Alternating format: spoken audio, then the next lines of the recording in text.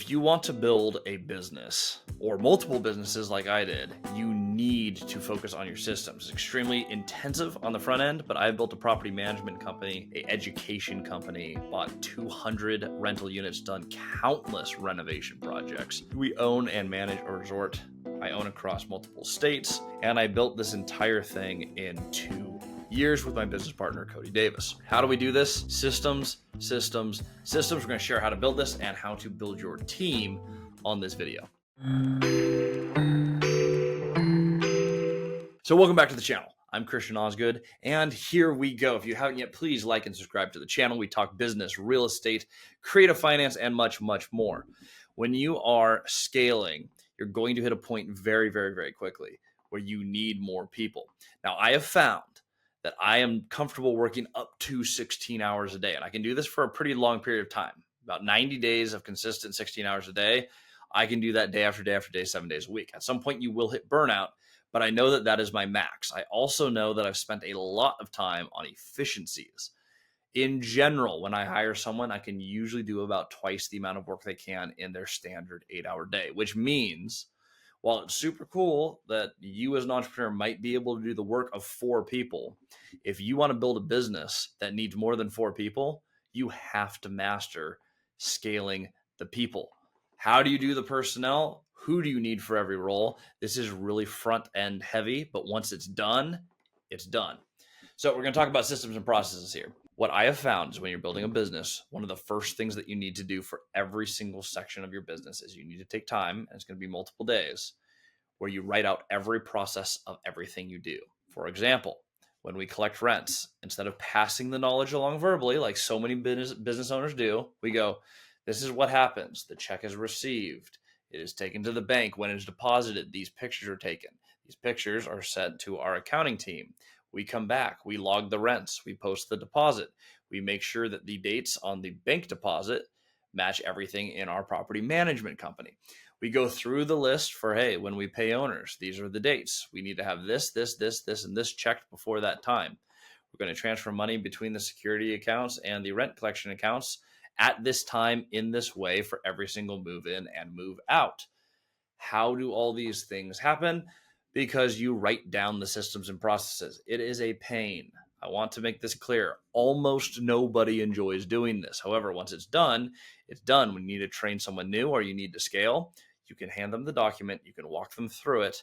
But when they have questions, if you've done a very good job of creating the workflow, you can send them to a document and they can click a link and they can have a majority of their questions answered. This is where you start to get the ability to remove yourself from your business, which you're eventually going to want to do if freedom is part of your reasoning for building a business, which it is for almost every single entrepreneur. I actually learned this from a few different people, some of the most successful young people I've seen in real estate. I did a huge research project on some of the young investors, what made them successful. Now, not all of them are good at this, but a lot of them, what set them apart from other people in their age bracket is they put better systems in place so you can scale with people. Now, one of the things I've seen done, this is someone named Josh Janus. He's actually a really, really, really smart guy, hard worker. He works or lives. I'm blanking on the market now. I totally apologize, but middle of America. He wrote down every single thing he does in the day, like every single step of every single thing, and he color coded it. He said this could be done by a VA. This should be done by an employer in house. This is something that should probably be done by me for now. And here's things that are always going to be things that I need to do. Color coded them, and then started actually building teams around, okay, let's get some VAs, let's hire some people, let's fire some people, and let's build out a team to do all the tasks that I want to get done. And as you do this, what you end up with is you have more hours a day, because instead of having a 24-hour day like everyone else, you have everyone else's 8-hour workday. And so you can start having 100-hour workdays and 200-hour workdays because you have all these people doing all these tasks that you used to do. Now, tips for hiring and firing. I make this very, very simple. We have let go of a lot of people, and I don't love doing that, but I've come to realize that when you let someone go from a job, you are almost always doing them a service if they are the wrong fit. Same thing goes for hiring.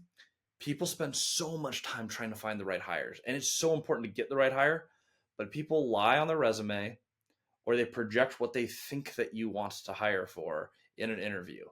It is very, very, very hard, even if you are the best person in the world at reading people, which everyone seems to think they are and almost no one is. But when you choose these people, you're guessing. And at the end of the day, that's the best you can do. I have a good feeling about this person. I think they can do the job. When you hire, you guess. When you fire, you know. That hopefully makes it easier for you. That makes it a little bit easier for me when these things come up. When I'm like, okay, we put them in the role. We tried. I usually give 2 chances. You can absolutely mess up once on something, but when it keeps happening, we cut it off very quickly and go, okay, this is not the direction we want to go. We do want excellence. If you want an A team, you need A players. There is no middle ground there. Look at any sports team. It's a really easy illustration. The teams that have the best players who work the best together win everything. There's no exceptions to that. Football team with all the best, strongest, fastest players and the best teamwork is always going to win. If you do not have a championship team, you're going to have to let players go and change your roster. It's just what you have to do. However, keep it super simple. Hire quickly, fire quickly. Once you find the people who you need in your business who are the right fit, do what you need to do to hold on to them. Now that can be raises. In some cases, key people, it is okay to give other people some equity in your company. Don't give control, but give some amount of equity. You can make your number 2 an owner, and really you should have a number 2. And when you're really free, all of your number 2 people have a number 2. So if something happens to them or they have another opportunity, they can be backfilled and your organization is actually a living organism where you can swap players in and out. Yeah, movable pieces. But that all requires scale, which means you have to get out of the mindset of, hey, I'm going to do everything. Or even worse, the entrepreneurial mindset of, well, no one does this task as well as I can. There are a lot of people who can do pretty much every individual task better than you can as the entrepreneur. Your job is to document the system, create something that is repeatable and scalable, and hand it off to someone who can do it better than you because they spend more time and more focus on that aspect of your business. That is systems. I'm going to break this down as a quick recap because I think this is really important. Spend the time up front to document every little thing you do, and you're going to hate it, and you will love it when it is done. You will have a better business, a stronger business, a faster business, a more scalable business, and if you ever go to exit your business, you have a business because all of a sudden your systems are for sale with the actual company. You have to do this step. 2, fire fast, hire fast, build an A team, and keep an A team. Whatever it costs, within reason, get that A team built and keep that A team. Do not settle for someone who is almost good enough or acceptable. Excellence is what you're going for, so you need an excellent team. Do these things. This is how we built several businesses, some of them 7-figure, some of them 6-figure, but we put together millions of dollars of business in 2 years. It's a very sustainable model. It is a ton of work up front. When it is built, it is built.